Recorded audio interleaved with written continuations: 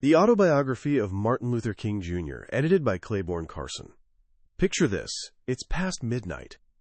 A single coffee pot sits on a kitchen table, barely cutting through the chill in the room.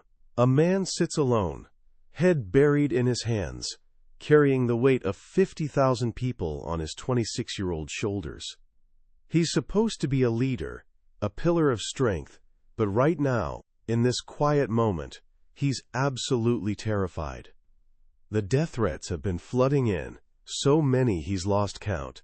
The latest one came just minutes ago. Listen, we've taken all we want from you. Before next week, you'll be sorry you ever came to Montgomery. He's hit his breaking point. He wants to quit. His mind races, searching for a way to back out without looking like a coward. He thinks of Coretta, his wife, sleeping in the next room. He thinks of their newborn daughter. And then he prays. Not some polished, rehearsed prayer, but a raw, desperate plea to God. Lord, I'm down here trying to do what's right, but I have to be honest. I'm weak right now. I'm losing my courage. I'm at the end of my rope. I have nothing left. I can't face this alone. And then, in that moment of complete surrender, something shifts. An inner voice, calm and crystal clear, speaks to him. Martin Luther, stand up for righteousness. Stand up for justice. Stand up for truth, and I will be with you, even until the end of the world. In an instant, his fears melt away. His uncertainty vanishes. He's ready to face anything. That man was Martin Luther King Jr., and that midnight kitchen table moment became the spiritual foundation of everything that followed. Today, we're diving into something special, the Autobiography of Martin Luther King Jr. Now, here's the thing. This isn't a traditional autobiography. Dr. King's life was tragically cut short before he could write his complete story. Instead, historian Clayborne Carson, entrusted by the King family with all his personal papers, speeches, and unpublished writings, has woven together Dr. King's own words into the book he might have written himself. This isn't someone else's interpretation. This is as close as we can get to hearing him tell his own story.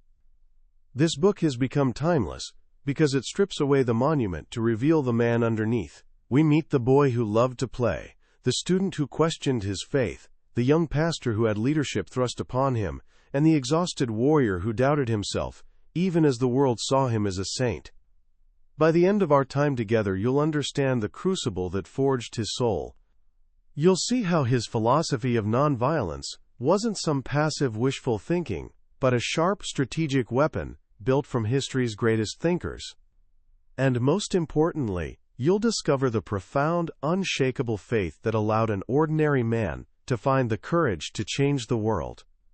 This is the story of how Martin Luther King Jr. became the man who could lead a revolution, starting from that quiet moment of doubt at his kitchen table. Our story doesn't begin in the halls of power, but on the quiet, tree-lined Auburn Avenue in Atlanta, Georgia.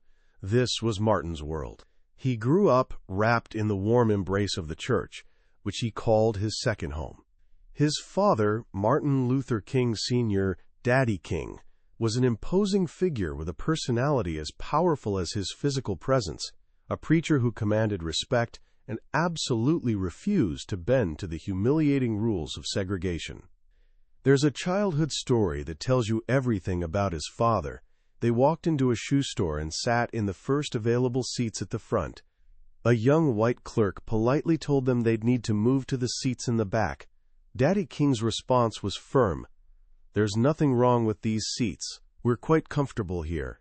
When the clerk insisted, his father took young Martin by the hand and walked straight out, muttering, "I don't care how long I have to live with this system, I will never accept it."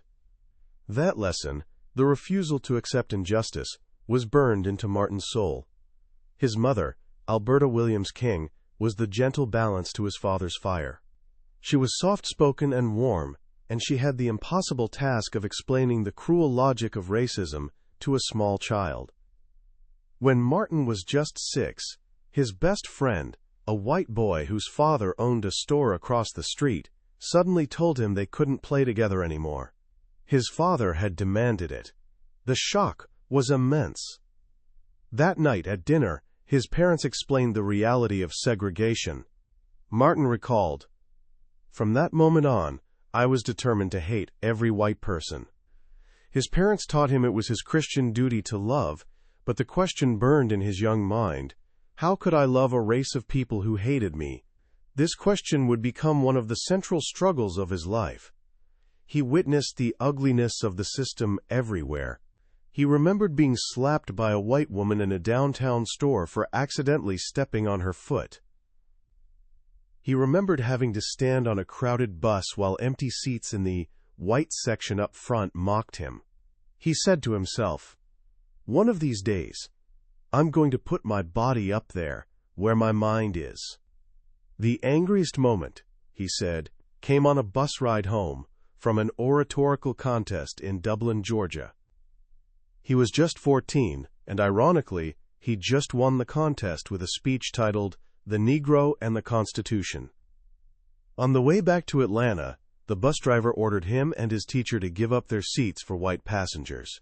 They didn't move fast enough, and the driver cursed them. Young Martin wanted to resist, but his teacher urged him to obey the law. He stood in the aisle for 90 miles. That night, he said, would never leave his memory. But his worldview wasn't shaped only by bitter experiences. A summer working on a tobacco farm in Connecticut opened his eyes. For the first time, he could go to any restaurant, sit anywhere he wanted. The journey back to the segregated South was jarring. The feeling of the curtain dropping on the dining car, separating him from white passengers, felt like a curtain dropping on his very selfhood. He knew then he could never adjust to it. He entered Morehouse College at just 15 years old. It was at Morehouse, buzzing with intellectual freedom, that he first had frank discussions about race. He was surrounded by professors and leaders, unafraid to challenge the status quo. Here he first read Henry David Thoreau's essay on civil disobedience. The idea of refusing to cooperate with an evil system fascinated him. He read it again and again, becoming convinced that non-cooperation with evil is as much a moral obligation as cooperation with good. But he wasn't yet set on becoming a minister. He'd grown up in the church, but felt embarrassed by the emotionalism he sometimes witnessed, the shouting and stamping. He wondered if religion could be intellectually respectable. His doubts began fading when he encountered men like Dr. Benjamin Mays, Morehouse's president. Here were deeply religious men who were also profound thinkers, fully engaged with the modern world. They showed him what a minister could be. Feeling an inescapable urge to serve humanity, he entered the ministry in his senior year. His quest for an intellectually sound faith led him to Crozier Theological Seminary in Pennsylvania. He dove into the works of great philosophers, from Plato to Locke. But it was Walter Rauschenbusch's Christianity and the Social Crisis that left an indelible mark on his thinking. Rauschenbusch taught him that any religion concerned with human souls must also concern itself with the slums that damn them and the economic conditions that strangle them. This became the foundation of his social gospel. He also wrestled with Karl Marx's ideas. While rejecting communism's godless materialism and its belief that any means could justify the end, he was challenged by Marx's critique of capitalism. Marx, he felt, had powerfully exposed the dangers of a system where making a living becomes more important than making a life. King concluded that truth wasn't found in pure capitalism or pure Marxism. The kingdom of God, he believed, was a synthesis reconciling the truths of both individual and collective. But the most pivotal moment of his intellectual journey came one Sunday afternoon in Philadelphia. He heard a sermon by Dr. Mordecai Johnson, president of Howard University, who'd just returned from India. Dr. Johnson spoke about Mahatma Gandhi's life and teachings. The message was so profound and electrifying that King left the meeting and bought 6 books on Gandhi. He'd heard of Gandhi before but never studied him seriously. Now, as he read, he was captivated. He saw in Gandhi's campaigns of nonviolent resistance, the Salt March, the fasts, a powerful method for social change. He'd previously believed that Jesus' ethic of love your enemies was only practical for individuals, not for nations or racial groups in conflict. But Gandhi showed him otherwise. Gandhi, he wrote, was probably the first person in history to lift the love ethic of Jesus above mere interaction between individuals to a powerful and effective social force on a large scale. In Gandhi's philosophy of satyagraha, meaning truth force or love force, King found the method he'd been searching for. It was the intellectual and moral satisfaction he hadn't found in any other philosophy. In Gandhi's nonviolent resistance, he discovered the key to unlocking social reform. His studies continued at Boston University, where he deepened his understanding of personalistic philosophy, the idea that the clue to ultimate reality is found in personality. This gave him solid philosophical grounding for his belief in a personal God, and, just as importantly, for the inherent dignity and worth of every human being. It was also in Boston that another pivotal event occurred. He met a young singer named Coretta Scott. After being introduced by a mutual friend, he called her. He was charming and bold, telling her, "You know, every Napoleon has his Waterloo. I'm like Napoleon. I'm at my Waterloo, and I'm on my knees." On their first date, he was struck by how she talked about more than music. She spoke of racial and economic injustice, of peace. After just an hour, he told her, "You have everything I ever wanted in a woman. We ought to get married someday." He knew he needed a wife as dedicated as he was, and in Coretta, he found a true partner. She was a woman of quiet strength and fortitude, someone who would stand by him through the darkest moments. They married in 1953, and as he finished his formal education, he stood ready, armed with a powerful philosophy and a powerful partner, to step into the role history was preparing for him. That role found him in Montgomery, Alabama. In 1954, he accepted the pastorate of Dexter Avenue Baptist Church. It was a historic church, sitting just a stone's throw from the state capitol building, the very cradle of the Confederacy. He began his work, organizing his congregation, urging them to register to vote and join the NAACP. For a while, life was relatively quiet. He and Coretta settled into the parsonage, and their first child, Yolanda, was born. Then, on December 1st, 1955, the quiet shattered. A seamstress named Rosa Parks, a woman of impeccable character and quiet dignity, was on a bus heading home from work. The bus driver ordered her to give up her seat to a white man. She refused. Her refusal wasn't a momentary impulse. It was the culmination of a lifetime of indignities. As Dr. King would later write, the cup of endurance runs over, and the human personality cries out, "I can't take it anymore." Rosa Parks was arrested. The news spread like wildfire through the black community. E.D. Nixon, a veteran civil rights activist, called the young Dr. King. "We have taken this type of thing too long," he said, his voice trembling. "I feel the time has come to boycott the buses." King agreed.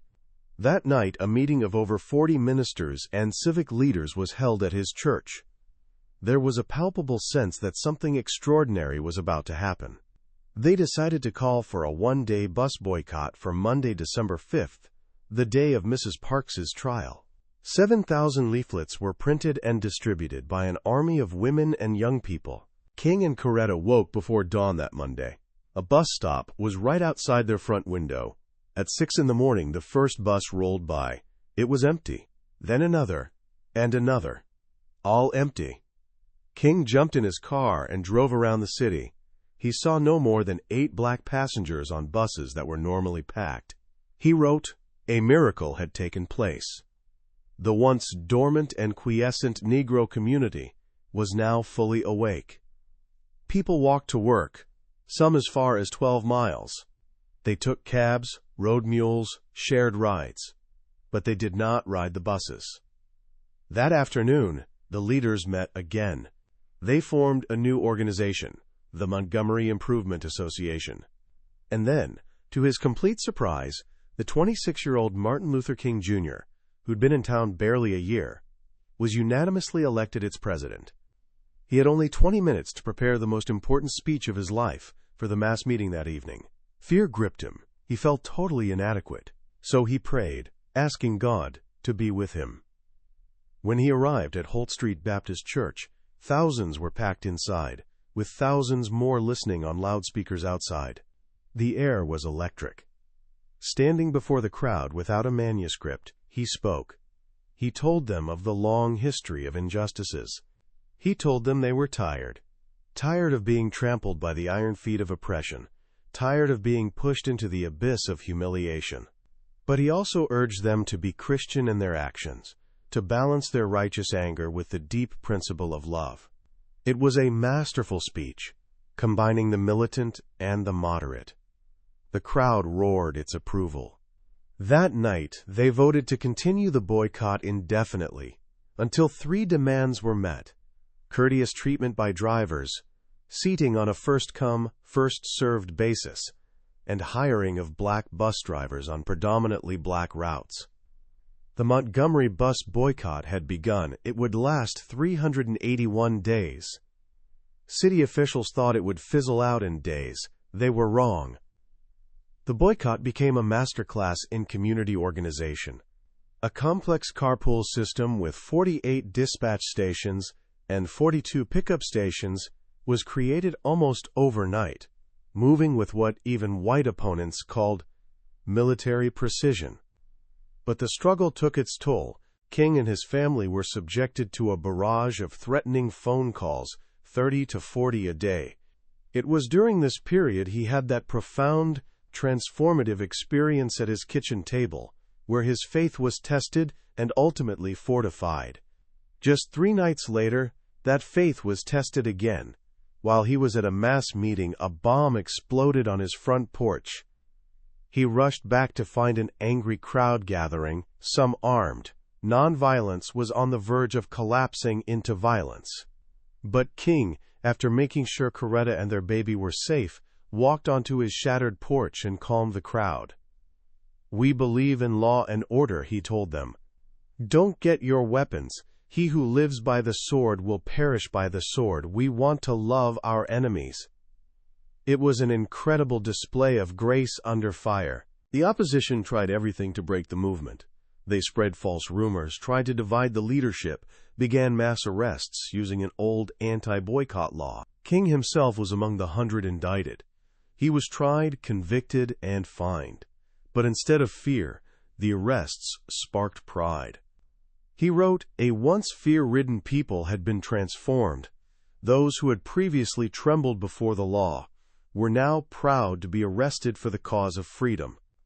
Finally, after more than a year of tired feet but determined souls, victory came. On November 13, 1956, the United States Supreme Court declared Alabama's laws requiring bus segregation unconstitutional. The boycott was over. On December 21, 1956, Martin Luther King Jr. boarded the first integrated bus in Montgomery. He chose a seat near the front. Next to him sat Glenn Smiley, a white minister and friend. Montgomery was more than just a victory. It was a psychological turning point. It gave Black Americans a new sense of dignity and destiny, and it gave the movement a new, powerful weapon: mass, nonviolent resistance. The struggle was far from over. It was just expanding. In 1957, King and other leaders formed the Southern Christian Leadership Conference to coordinate nonviolent action across the South. He was becoming a global figure. He traveled to Ghana for its independence celebration, weeping with joy as he saw the new flag of a free African nation rise. The next year, he nearly lost his life when a mentally disturbed woman stabbed him in the chest with a letter opener in Harlem. The blade was so close to his aorta that doctors later told him, "If you had sneezed, you would have drowned in your own blood." While recovering, he received a letter from a young white girl that touched him deeply. She wrote, "I'm simply writing you to say that I'm so happy that you didn't sneeze." It was a reminder of the bonds of common humanity transcending race. In 1959, he made a pilgrimage to India, the land of his great inspiration, Mahatma Gandhi. The trip deepened his commitment to nonviolence, convincing him more than ever that it was the most potent weapon available to oppressed people. The movement was now entering a new, explosive phase, led by a new generation. In 1960, the student sit-in movement shattered the placid surface of the South. King supported them, even getting arrested with students at a lunch counter in Atlanta. That arrest had a surprising consequence. He was sentenced to 6 months of hard labor for violating probation on a minor traffic ticket. While in prison, a phone call was made. Presidential candidate John F. Kennedy called Coretta to express his concern. His brother, Robert Kennedy, called the judge. King was released. That phone call, many believe, swung the incredibly close 1960 election, delivering the black vote to Kennedy. The movement pressed on. But in Albany, Georgia in 1961, they learned a hard lesson. They protested against segregation in general and achieved very little. King called it a failure, but a valuable one. They learned from their mistakes, realizing they needed to focus their protests on a single, symbolic target. That target would be Birmingham, Alabama. Birmingham in 1963 was, in King's words, the most segregated city in America. It was ruled by notorious Commissioner of Public Safety Eugene Bull Connor, a man who prided himself on keeping black people in their place. The SCLC planned a meticulously organized campaign, codenamed Project C for Confrontation. The demonstrations began in April with sit-ins and marches. At first, Connor's police showed restraint. Then the city obtained a court injunction to stop the protests. King and his fellow leaders faced a difficult choice. They'd always preached respect for the law. But this was an unjust law, used to maintain an unjust system. They made an audacious decision. They would disobey the court order. On Good Friday, April 12th, King prepared to lead a march and be arrested. But a crisis hit. The bondsman who'd been bailing out protesters announced he could no longer continue. They were out of money. His advisors begged him not to go to jail. "You're the only one who has the contacts to get the money," they told him. "If you go to jail, we're lost." King felt the weight of the moment. He thought of the hundreds already in jail, of the community waiting for him to lead. He went into another room, alone. He thought of the 20 million black people dreaming of freedom. There was no more room for doubt. He returned to his friends and said, "I have to make a faith act." He marched. He was arrested and placed in solitary confinement. It was here, in Birmingham jail, that he read a statement from 8 white clergymen, calling his activities unwise and untimely. On the margins of newspaper, on scraps of paper, he began writing his response. The result was the letter from Birmingham jail, one of the most powerful and eloquent defenses of civil disobedience ever written. He explained why they couldn't wait. He wrote of the stinging darts of segregation, of explaining to a 6-year-old daughter why she can't go to the public amusement park, of seeing, quote, ominous clouds of inferiority beginning to form in her little mental sky. He argued that there are just laws and unjust laws, and we have a moral responsibility to disobey unjust laws. With King in jail, the movement made another bold move. They called on the city's children to march. On D-Day, May 2nd, over 1,000 young people, some as young as 6, marched for freedom. They sang as they were arrested, filling the jails. Bull Connor, his patience gone, finally unleashed the full brutality of his regime. The world watched in horror as fire hoses powerful enough to peel bark from trees were turned on children, and police dogs lunged at unarmed, nonviolent protesters.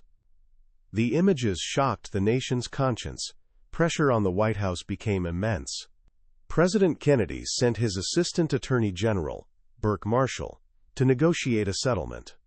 The city's business leaders, seeing their city descend into chaos and their profits disappear, finally agreed to negotiate in good faith. On May 10th, an agreement was reached. The Birmingham campaign, the toughest fight of their lives, had ended in a stunning victory. The momentum from Birmingham was unstoppable. That summer, on August 28, 1963, it culminated in the March on Washington for Jobs and Freedom. More than 250,000 people, black and white, gathered at the Lincoln Memorial in a majestic display of unity. It was here, at the day's climax, that Dr. King stepped to the podium. He started reading his prepared speech, but then, swept up by the spirit of the moment, he put his notes aside and began to preach. "I have a dream," he thundered, his voice echoing across the National Mall. He dreamed of a day when his 4 little children would be judged not by the color of their skin, but by the content of their character. He dreamed of a day when even in Alabama, little black boys and girls would join hands with little white boys and girls as sisters and brothers. It was a speech that soared into America's soul, a vision of what the nation could and should be. But the dream was soon met with a nightmare. Just 18 days later, a bomb exploded at the 16th Street Baptist Church in Birmingham, killing 4 young girls. The march's joy turned to grief and bitterness. That November, the nation was plunged into mourning with President Kennedy's assassination. The movement, however, pressed on.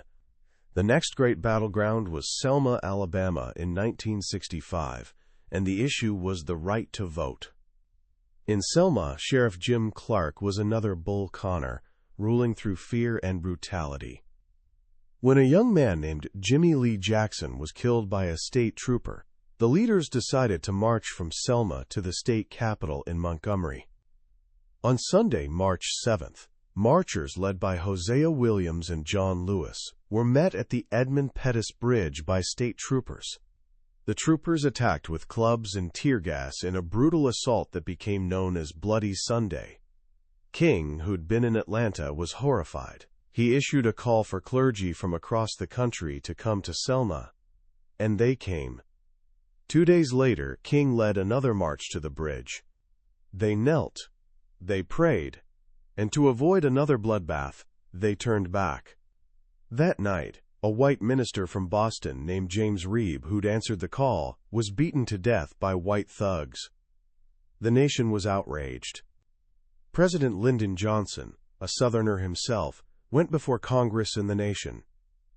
In an astonishing moment, he adopted the movement's anthem. "Their cause must be our cause too," he said, "and we shall overcome." He called for a strong voting rights bill.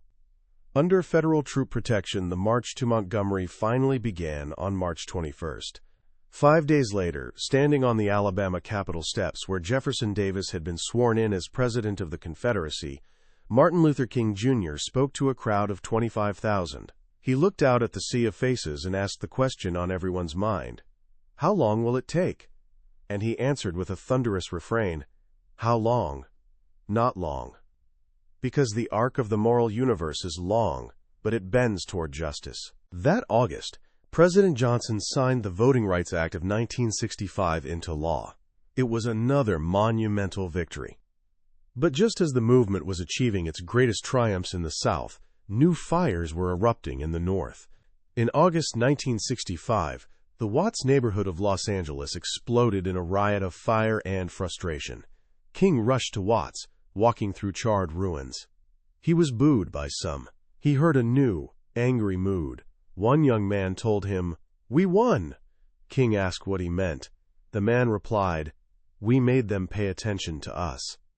King realized that northern ghetto problems, unemployment, slum housing, police brutality, were different and in some ways more complex than the South's legal segregation. In 1966, he moved his own family into a slum apartment in Chicago to launch a campaign to end slums. He led marches for open housing into hostile all-white neighborhoods, facing mobs he said were more hateful than any he'd seen in Mississippi. During this period, a new slogan began echoing through the movement: Black Power. It was born during the Meredith March Against Fear in Mississippi in 1966. King understood the cry of disappointment and need for racial pride fueling the slogan. He believed in black political and economic power, but he argued against the slogan itself, fearing its connotations of violence and separatism would confuse allies, isolate the black community, and give racists an excuse for their hatred. He argued that power was necessary, but power at its best is love implementing the demands of justice. His vision was expanding. He began speaking more forcefully against what he saw as society's 3 great evils: racism, poverty, and war. In 1967, he made the difficult decision to publicly and forcefully condemn the Vietnam War. He called it an enemy of the poor, a cruel manipulation of black and white boys sent to die together for a nation that wouldn't even let them sit together in the same schools. His stance was controversial. He was criticized by newspapers, other civil rights leaders, even the White House. But his conscience wouldn't let him be silent.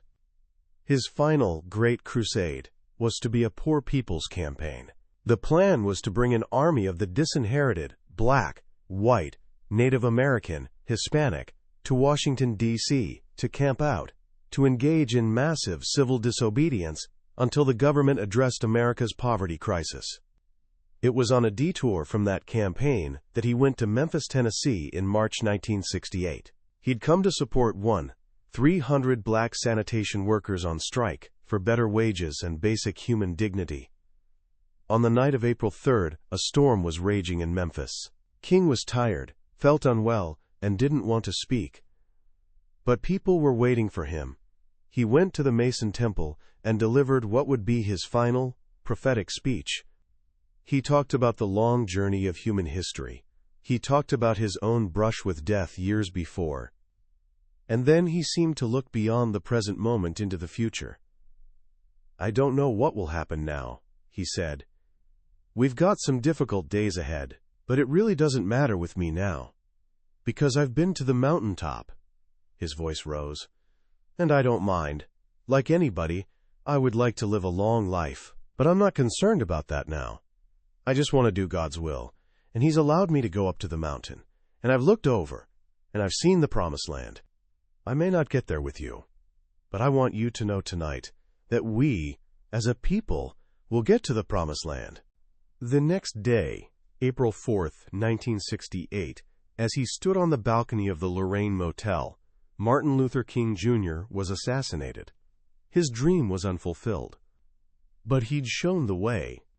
He'd left behind not just a legacy of struggle and victory, but a testament of hope, a roadmap for a more just and loving world, a dream that could never die.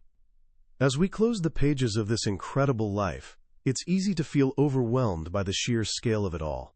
The marches, the speeches, the jailings, the triumphs, the tragedies. But if we distill this journey to its essence, what are the most powerful lessons Martin Luther King Jr. leaves for us today? First, and perhaps most surprisingly, is the power of intellectual rigor. We often remember Dr. King for his passion and faith, but this autobiography reminds us that his commitment to nonviolence wasn't just a feeling.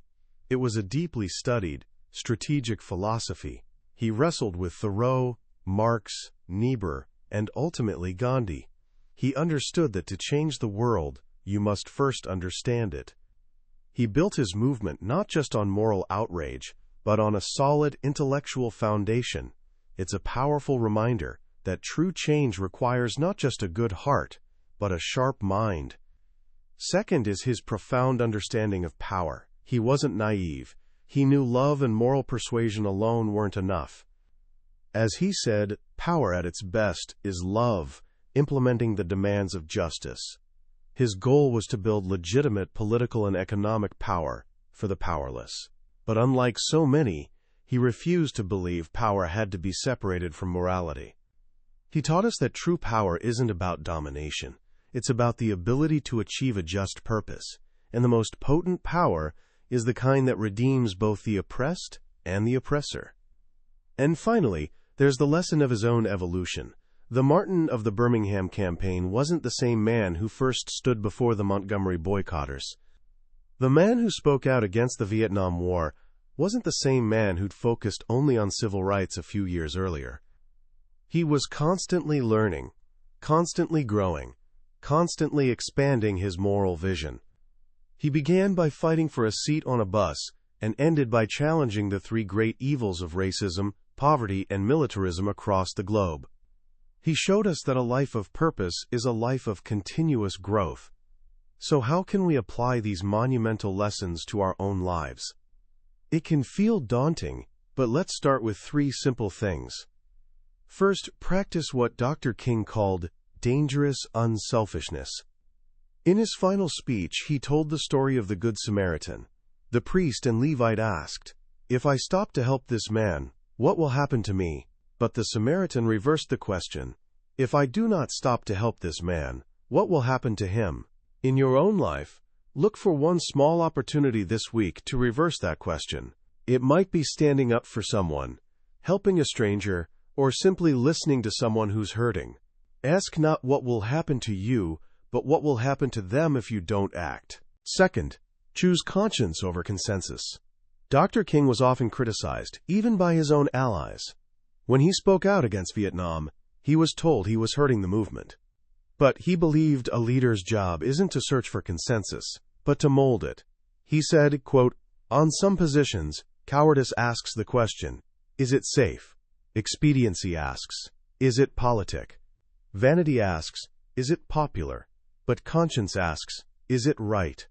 Find one small area in your life where you've been going along with the crowd, and instead choose to act on what your conscience tells you is right. And third, hold on to an audacious faith in the future. In the face of bombings, beatings, and constant death threats, Dr. King never lost hope. He believed that the arc of the moral universe, though long, bends toward justice.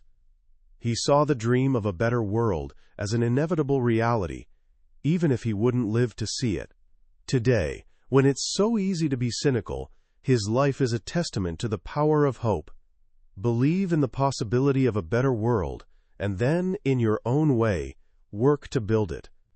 That was a summary of the autobiography of Martin Luther King Jr. We've walked through the major milestones of his life today, but I have to be honest with you. A summary can only ever be a map. It can't replace the journey itself. The real power of this book is in the quiet moments, in reading his own words as he works through his doubts, his fears, and his unwavering faith. This summary is here to show you what awaits in the book's pages. If anything we've talked about has sparked something in you, I encourage you to pick up a copy. Reading his story isn't just learning about history. It's an experience that can genuinely change the way you see the world and your own place in it.